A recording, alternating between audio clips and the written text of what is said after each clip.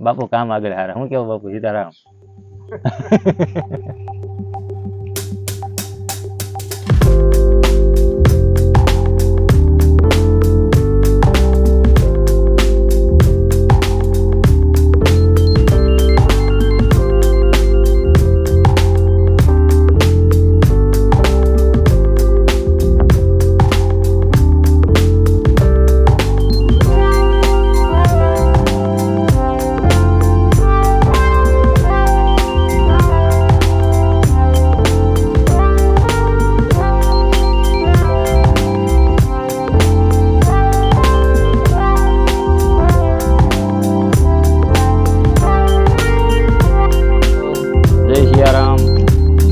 મારા નવા બ્લોગમાં તમારું સ્વાગત છે.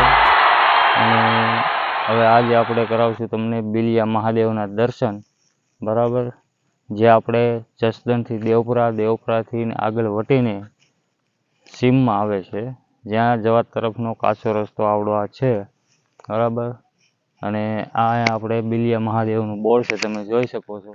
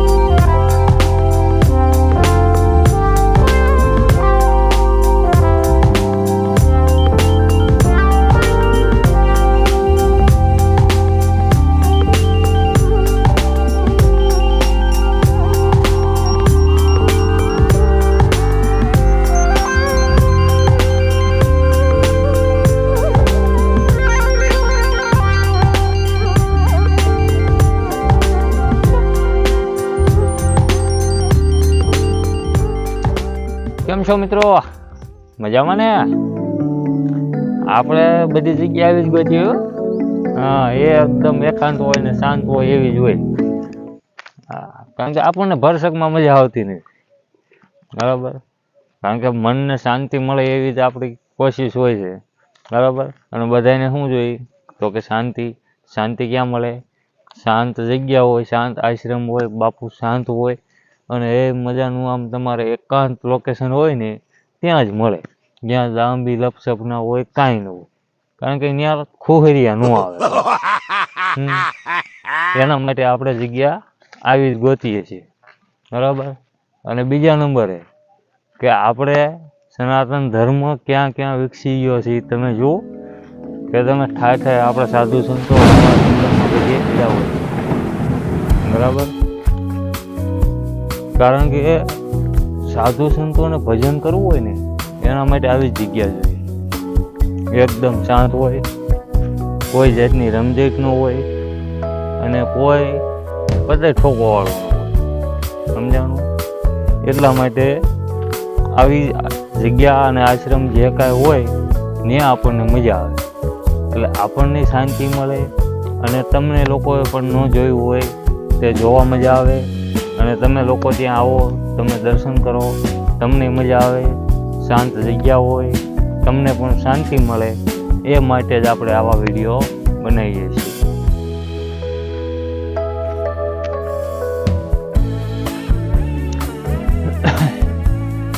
તમે જુઓ, આ જંગલ જુઓ. હવે આપણે તમે વિડીયોને લાઈક કરી દો, અને કમેન્ટમાં જય શ્રી રામ તો ખાસ કરીને લખજો. બરાબર, કારણ કે શ્રી રામનો ભગત છું. અને વિડીયોને સબસ્ક્રાઈબ તમે કરી દેજો. બરાબર, જેથી અમારો વિડીયો તમને પહેલાં જ મળે. બરાબર, જય સિયારામ. જય સિયારામ વાળા. હવે આપણે તમને બાપુના દર્શન કરાવીએ.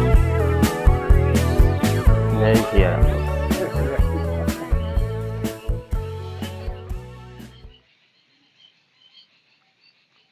અમારે અશોક બાપુ પણ જો બાપુના સાનિધ્યમાં બેસી ગયા છે. આનંદ આવી ગયો અહીંયા આવીને, અને એકદમ શાંત વાતાવરણ છે અને શાંત જગ્યા છે.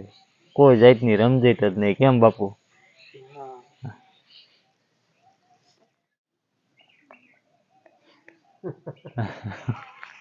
બાપુને આપણે વિડીયો ઉતારવા દઈએ. બાપુ કામ આગળ હારે. હું કેવું બાપુ? સીતારામ.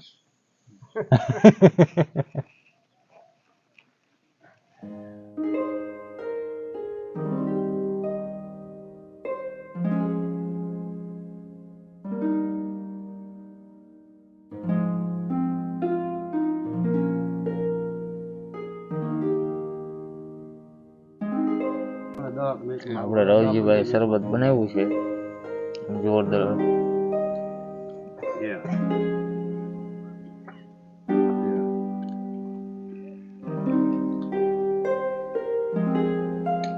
અને રવજીભાઈની સેવા પણ ખૂબ સરસ છે. અમે આવ્યા ત્યારના જોઈએ છીએ, એક ધારા મથી રહ્યા છે.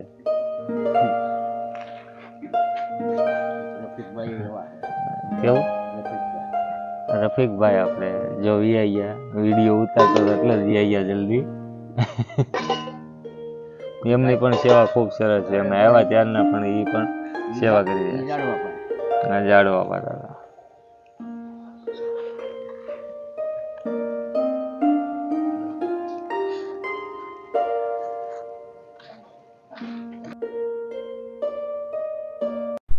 જય સિયારામ. હાલો મિત્રો, હવે આપણે અહીંયા આશ્રમથી હવે નીકળી રહ્યા છીએ અને હવે બાપુની રજા પણ લઈ લીધી છે અને હવે આપણે ઘર તરફ જવાનું પ્રયાણ કરીએ. બરાબર. અને ખૂબ આનંદ આવ્યો છે અને જગ્યા પણ એકદમ શાંત છે. આપણે બિલિયા મહાદેવ અને દર્શન કરીને ઘણો આનંદ થયો. અને બાપુ શ્રી આપણે ગણેશગીરી બાપુ એમના દર્શન કરીને પણ આનંદ થયો.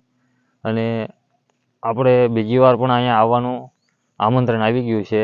જે આપણે રવજીભાઈ જે શરબત આપણને બનાવીને પાયું, એ રવજીભાઈએ કીધું કે હજી એક દી હોય ને તમે આવો પાછા. એટલે તેથી જમવાનું પણ આયોજન કરવાનું કહે છે. એટલે જમવાનું આયોજન આખો દી રોકાવાય એ રીતે આવવાનું છે. એટલે તે દિવસે આપણે ગોઠવી અને એક દી તે દી પાછું બ્લોગ બનાવશું અને તે દી વિડીયો બનાવીને આપણે જમવાનું જે કાંઈ આયોજન થાય છે તે તમને બતાવશું. બરાબર.